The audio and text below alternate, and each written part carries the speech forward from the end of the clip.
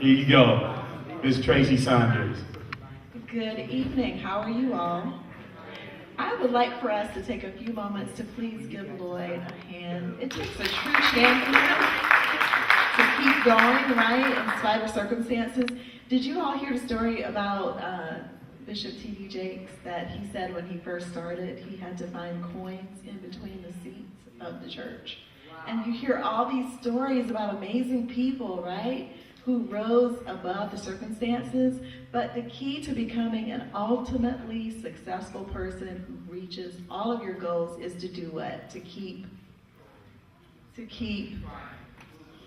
moving forward, keep going. So I am so proud of him for not giving up, for not, remember the last presidential election, and this is not a political joke, for not canceling the party. Right? You keep going. And so I've been in circumstances where I too had to speak, and I expected 1,500 people. I expected a jet in the back. I expected treatment. And they're like, okay, you're not a celebrity. And I said, you know what? Not yet, but I have to keep going. So I'm saying that to say to you, whatever your endeavors are, remember that as well. So the reason why I'm here, a little bit of backdrop about me, is I am attorney Tracy Saunders. I grew up originally in Charleston, South Carolina. How many of you have ever traveled down south? How many of you have roots down south?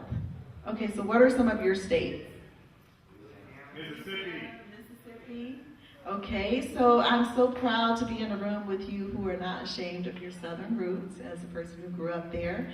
But I didn't stay there. I was there for about 18, 20 years, and then I moved to New York. So my formidable years were in New York, so sometimes I can be very abrasive.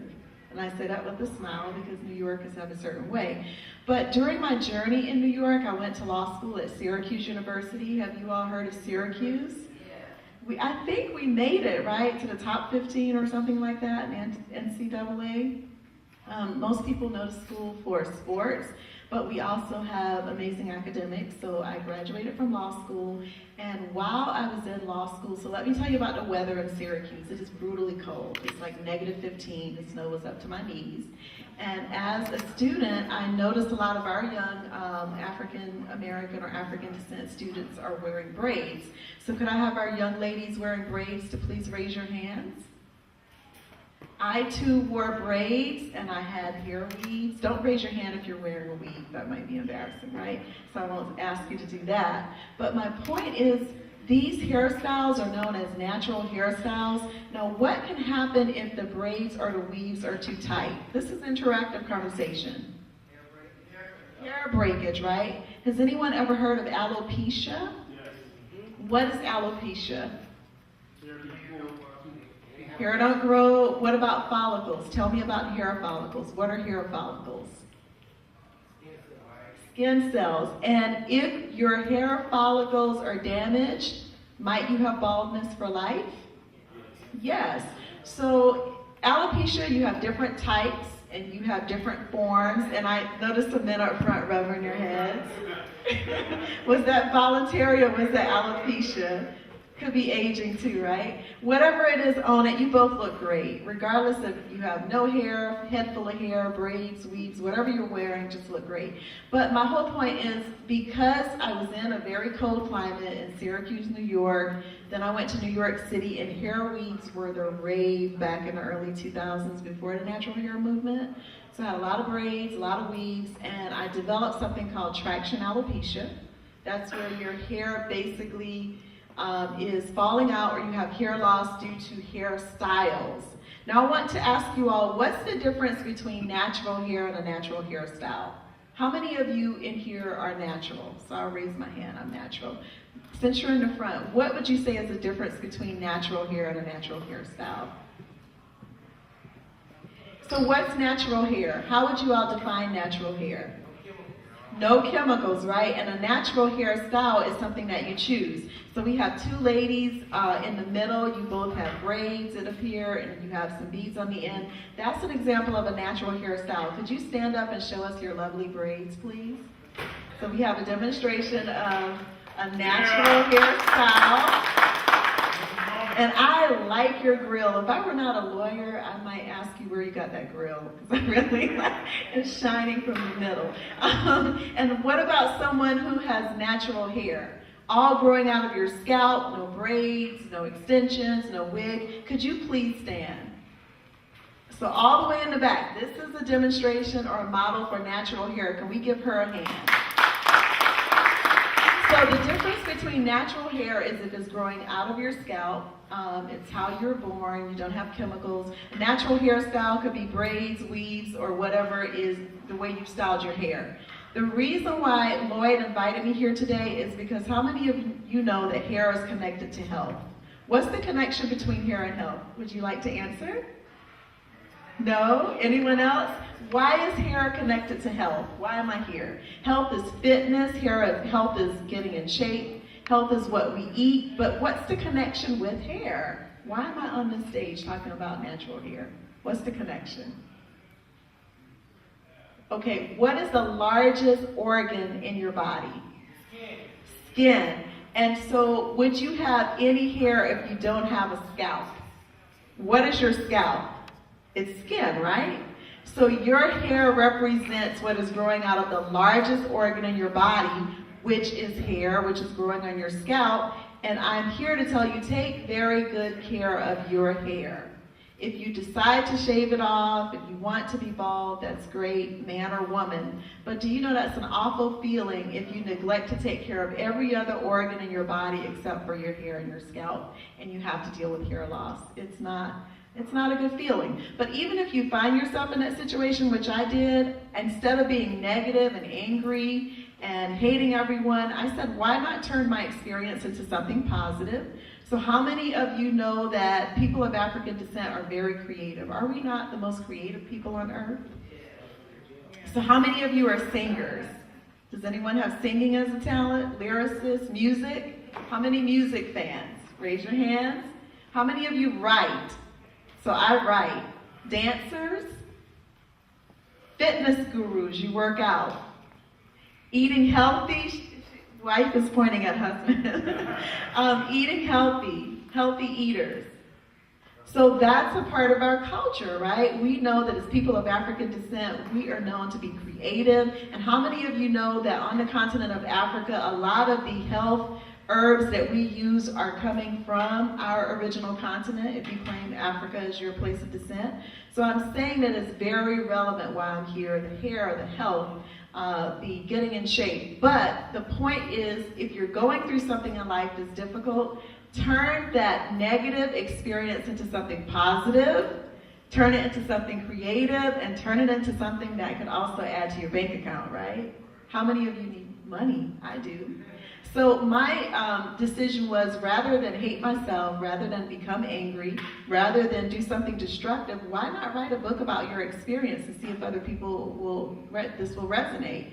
So I wrote 2 books based on my time in law school, based on my time in Syracuse, based on my time working as an attorney. Can you imagine working as an African-American attorney in a restrictive work environment in New York City and you're dealing with hair loss?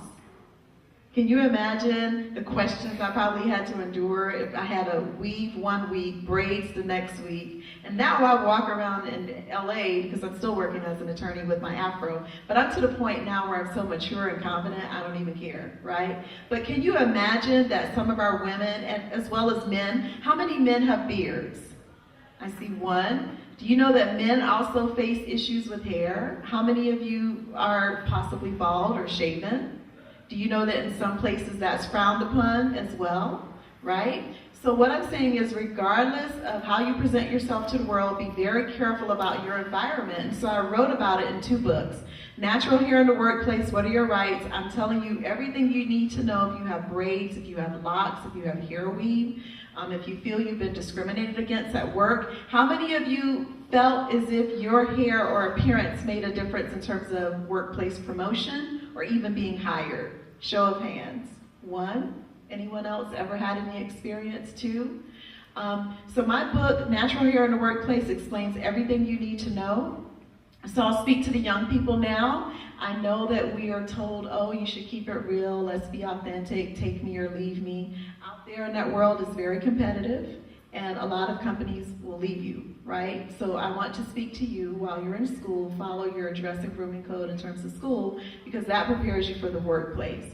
When you are graduating and you're getting ready to enter the workplace, be very careful in terms of following the rules and being sure that you can fit into your work environment. For adults, it's important to teach our kids that you are beautiful, you are wonderfully made, but you have to follow the rules. And if a workplace is not conducive to who you are, perhaps you should stay there long enough until you find a place where you can be comfortable. But we have to let our kids know the truth, that there are rules, they should be followed, and if we don't follow them, there will be consequences. Now, with that being said, on the other side of the coin, is it also important for us to know our rights and assert our rights if we're discriminated against? Is discrimination fair? Do we face discrimination more than any other group as African descent people? And what should we do about it? Someone said fight. What else? Speak up. What about doing what we're doing now? What about coming together? What about supporting Lloyd and other community leaders? What about reaching out to Solomon? Solomon, who has a business related to money and entrepreneurship.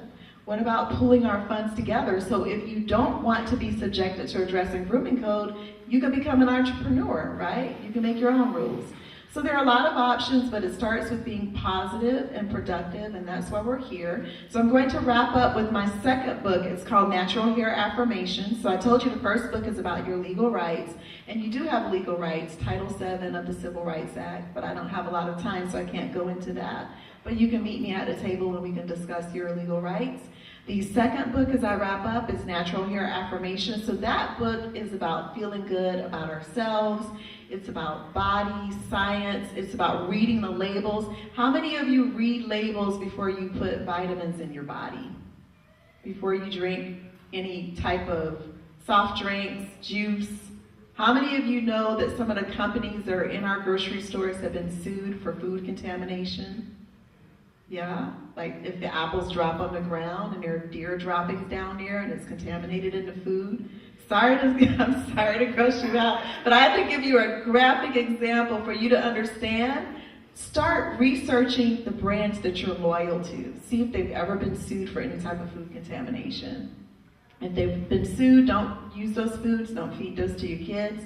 If they have not been sued, speak to Saul about possibly investing. Because you should invest in products that you buy all the time, right? In terms of other issues in my book that are related to health and why I'm on stage, how many of you know that we have to be very careful about the hair products that we use? How many of you know that African American women are affected by fibroid tumors and reproductive problems more than any other group? Did you all know that? Did you all hear that there's a link between what we're putting in our hair, relaxers, chemicals, and destruction of the reproductive system? Did you know? So there is a lot that we can learn from each other when there isn't a large crowd of people with music and excitement. We can actually listen and learn, right? So my book is Natural Hair Affirmations. I tell you everything you need to know about feeling great about yourself, being cautious about products you use in your hair and what you put in your body. And remember to read the food labels, read the product labels, and if you have any questions about legal issues related to your hair or health and body, feel free to contact me. Tracy Saunders. My social media handlers are Natural Hair and the Law, or you can email me at info@naturalhairandthelaw. So thank you for your time. And I have one giveaway, and I'd like to give away to Mom of our competitor. Can we give Mom a hand? She's busy eating. Beautiful. So could you pass this to Mom? Thank you for bringing such a beautiful daughter in the world, and we wish her all the very best. Thank you.